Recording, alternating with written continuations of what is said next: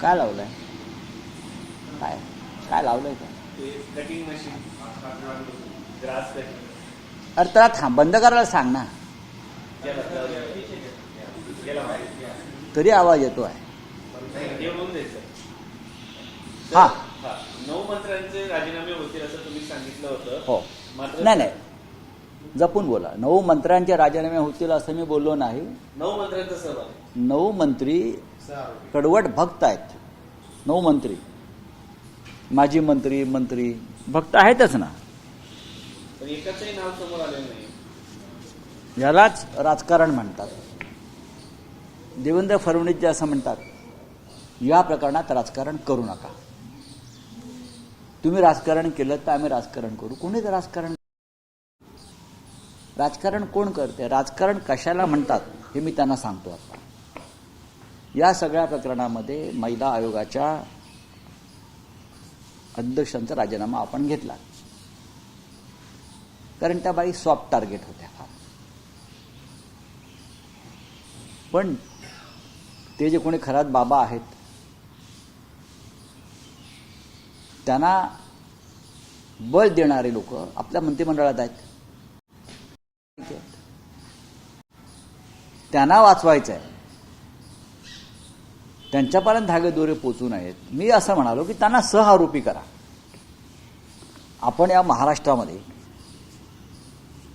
जे शाहू फुले आंबेडकर, संत गाडगे महाराज, प्रबोधनकार ठाकरे यांच्या विचाराचे आपण लोक आहोत. पण राष्ट्रीय स्वयंसेवक संघ जो आहे त्यांची भूमिका अशा प्रकारच्या बुवाजीला उत्तेजन देण्याची कायम राहील. आपण पाहण्या गेल्या काही वर्षामध्ये किंवा काही काळामध्ये सत्ता स्थापनेसाठी, मतं मिळवण्यासाठी असे असंख्य बुवा आणि महाराष्ट्राने राजकारणामध्ये आणले. त्यांनी वारकरी संप्रदायाला राजकारणामध्ये ओढलं या लोकांनी. त्याच्यामुळे त्यांना ह्या लोकांचं वावडं नाही. काय सांगा, उद्या भविष्यामध्ये खरात बाबाचे खूपच अनुयायी आहेत म्हणून त्यांना भाजपमध्ये सुद्धा शुद्ध करून घेतलं जाईल. जे मंत्री किंवा जे इतर लोक आहेत त्यांची चौकशी सुद्धा व्हायला पाहिजे की तुमचं असं आत्मबल का घसरलं, विश्वास का ढेपाळला मंत्री असताना की तुम्हाला या बाजीचा आधार घ्यावा लागला. मुख्यमंत्री त्यांचे लोक काय म्हणतात, काय ते म्हणे पाणी दिलं कुठल्या तरी त्या बाबाच्या. कोणत्या साली पाणी दिलं, कोणत्या कॅबिनेटले पाणी, कॅबिनेटची उपसमिती होती अशी माझी माहिती आहे. त्या उपसमितीवर कोण होतं याची जरा माहिती घेऊन. आपण या राज्याचे मुख्यमंत्री आहात, आपल्याकडून अत्यंत जबाबदार विधानं आणि भूमिका येणं गरजेचं अशा संवेदनशील प्रश्नावर. तुम्हाला कोणाला तरी वाचवायचं आहे म्हणून काही काळापूर्वी जे दुसरं सरकार होतं त्याने अमुक केलं. हे अत्यंत थोतांडी प्रश्न आहेत किंवा भूमिका आहेत. या मूळ प्रश्न असा आहे की तुमच्या मंत्रिमंडळातले देवेंद्रजी, मी काय ऐकतो ते समजून घ्या, तुमच्या मंत्रिमंडळातले कोणते मंत्री सातत्यानं त्या खरात बाबांकडे जात होते, त्यांना सर्व गुन्ह्यांची कल्पना होती. तुमच्या मित्र पक्षातले आमदार खासदार तिथे जात होते, ते त्यांना ताकद देत होते, बळ देत होते. मी असं कधीच म्हणणार नाही की ज्या नेत्यांबरोबर सुद्धा त्यांचे फोटो आहेत, कोणी कधी फोटो काढू शकतो. तसे फोटो पाहिलं तर बरोबर देवेंद्रजींबरोबर आहेत, चंद्रकांत पाटलांबरोबर आहेत ना. राधाकृष्ण विखे पाटील तर पाटावर बसून विधी करतायत, करमिलीनं पाणी सोडतायत. याच्यात जात नाही. मी एवढंच म्हणालो की तुमच्या मंत्रिमंडळातले जे भगतगण आहेत त्यांच्याविषयी तुमची भूमिका काय आहे. एक तर तुम्ही राम प्रतिष्ठानमध्ये या सगळ्यांसाठी या भोंदूगिरी विरुद्ध ते त्यांचं तुलन, तर त्यांना महाराष्ट्राच्या धडे देण्यासाठी त्यांच्यासाठी एखादं शिबिर ठेवा या मंत्र्यांसाठी की महाराष्ट्र काय आहे, महाराष्ट्राची परंपरा काय आहे हे त्यांना सांगा. यात कोणीही राजकारण आणत नाही. राजकारण जर कोणी आणत असतील तर देवेंद्रजी आपण करताय, करू नका. ज्यांनी ज्यांनी आगोरी पूजा केल्या किंवा तिथे जाऊन वेगवेगळ्या पद्धतीने ज्या पूजा केल्याची चर्चा, त्यांच्यावरती अंधश्रद्धा निर्मूलन समिती कायद्यानुसार व्हायला पाहिजे का? हे मी पहिल्याच दिवशी सांगितलंय ना. यात नवीन काय, ह्यात राजकारण आहे का? की अंधश्रद्धा जादूटोणाविरोधी जो कायदा आहे त्या कायद्याचा वापर तुम्ही कधी करणार? सामान्य माणसावर करणार, आदिवासी समाजावर करणार, पारधी समाजावर करणार? हे तुमचे मंत्री, उपमुख्यमंत्री, खासदार, पक्षाचे अध्यक्ष, तुमच्या मित्र पक्षाचे अध्यक्ष, हे सगळे तुमच्या मित्र पक्ष जे आहेत, सत्तेचे अध्यक्ष, त्या प्रांताध्यक्ष आहेत, हे सगळे त्यांचे भक्त आहेत. तुम्ही त्यांच्यावरती त्यांचे कान उपटा, निदान कान तरी उपटा म्हणून. सीएम म्हणतात की फक्त फोटो विरोधकांनी राजकारण करून हे सर्वांसोबतचं पोट आहे आणि बाकीचे पुरावे त्यांच्याकडे आहेत. मी आता काय बोललो वेगळं? कोणाचे कोणाबरोबर फोटो आहेत म्हणून आम्ही त्यांना काही भूमिका आमची मांडणार नाही. असे कोणी कोणाबरोबर फोटो काढतात. पण राष्ट्रीय संघ आणि भाजपाला अशा बोवाबाजीचा नाद आहे मतांसाठी. खरं त्यांच्या दृष्टीनं हेच हिंदुत्व आहे. जे मगाशी म्हणालो की वारकरी संप्रदाय, अनेक संप्रदाय जे आहेत ते आतापर्यंत राजकीय याच्या रिंगणामध्ये नव्हते, त्यांना सुद्धा राजकारणात आणण्याचं काम वारकरी संप्रदाय भारतीय जनता पक्षाने किंवा संघाने केलेलं आहे. हे आतापर्यंत आम्ही पाहिलं नव्हतं महाराष्ट्रामध्ये. प्रत्येक गोष्टीत अध्यात्मिक सुद्धा राजकारण आणण्याचं काम भारतीय जनता पक्ष परिवाराच्या केलेलं आहे. त्याच्यामुळे आम्हाला चिंता वाटते. अशा बुवा वगैरे वगैरे जे आहेत गंडेजोरेवाले, हेच त्यांचं हिंदुत्व आहे. मुख्यमंत्र्यांच्या विरोधात देखील पूजा केल्या गेल्या राजकीय नेत्यांकडून. याच्यावरती झालं बोलून माझं नाही बोल. सर, काल खासदारांची बैठक उद्घाटन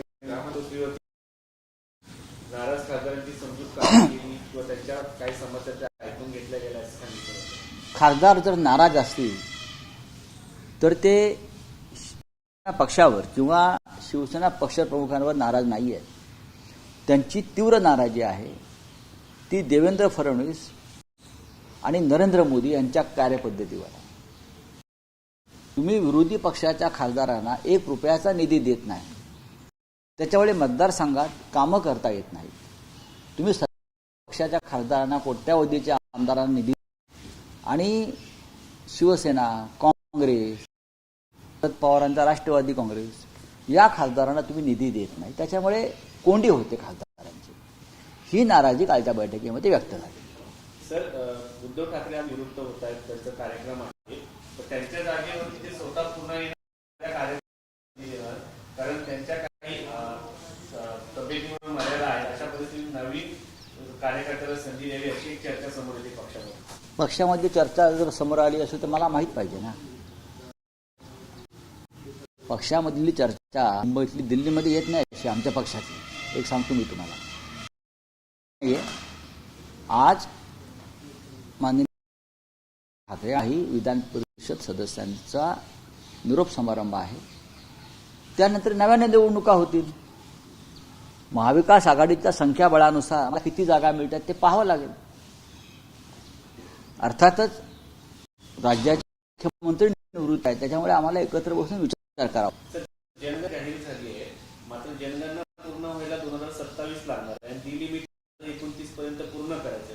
तुम्हाला काय वाटतं, डिलिमिटेशन 2029 पर्यंत निवडणुकांची पूर्ण होईल का? मनात काय आहे?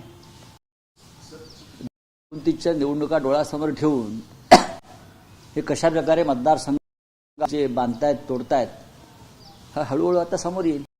एक वेगळी चर्चा सुरू झाली. एकनाथ शिंदे यांचा दिल्ली दौरा झाला होता, तर त्यावेळी त्यांनी शरद पवारांनी ऑपरेशन तुतारी जे आहे ते अशी माहिती समोर आली. ऑपरेशन तुतारीपेक्षा खरात बाबाचा तुतारी जे झालेला आहे ना, त्यांच्यासाठी फार सगळ्यांसाठी महत्वाचं आहे. त्यापेक्षा कारण देवेंद्र फडणवीसांनी ऑपरेशन मुतारी सुरू केलं आहे तिकडे, हे माहिती आहे का त्यांना? आणि या ऑपरेशन मुतारीमुळे अनेक मंत्रिमंडळात त्यांचे भविष्यात अडचणीत येणार आहेत. ऑपरेशन केलेलं नाही, त्यांच्या हातामध्ये काही मजबूत अशा गोष्टी लागलेल्या आहेत.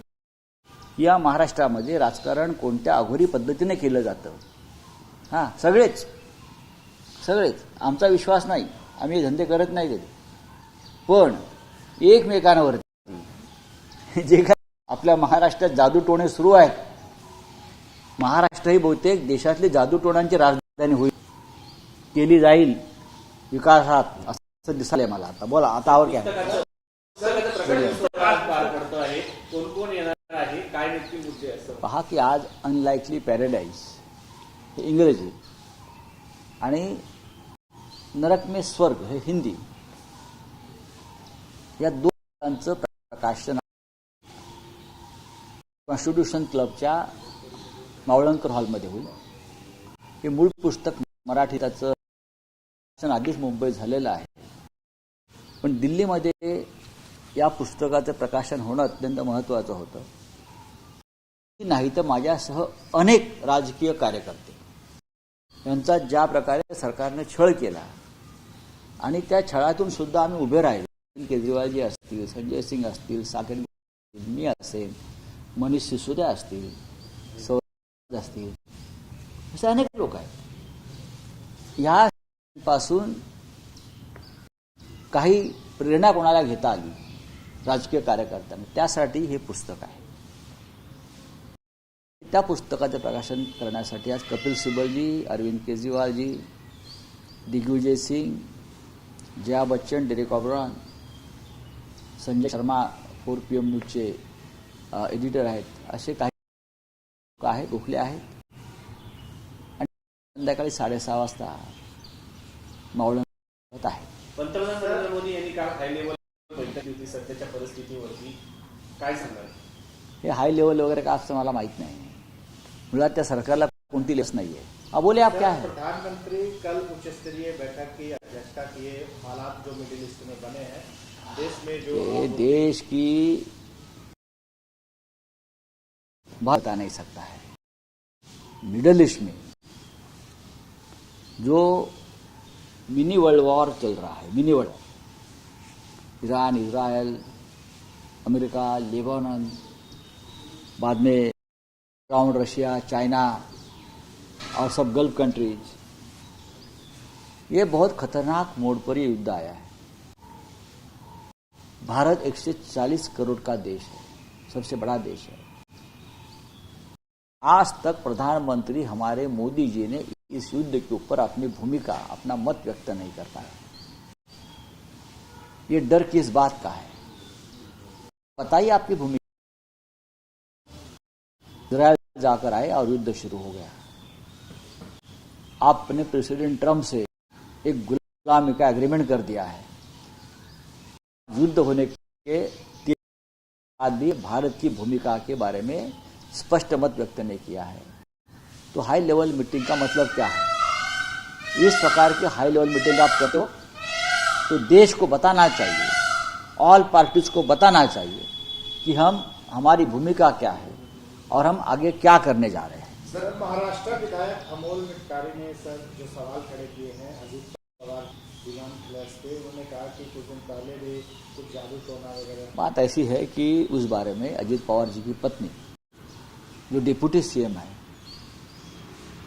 उनको भी चिंता होनी चाहिए और इस बारे में सुमित्रा पवार जी ने भी अपनी भूमिका व्यक्त करनी चाहिए. सर, राज्यामध्ये लव जिहादवर बोलणारे अनेक नेते आहेत, पण त्यांनी खराब प्रकरणावर अद्याप बोलले नाहीये. एकनाथ शिंदे यांचं नाही, त्या खराचं नाव जर सुलेमान, अब्दुल, बरं का, सलीम वगैरे असतं तर बोलले असते.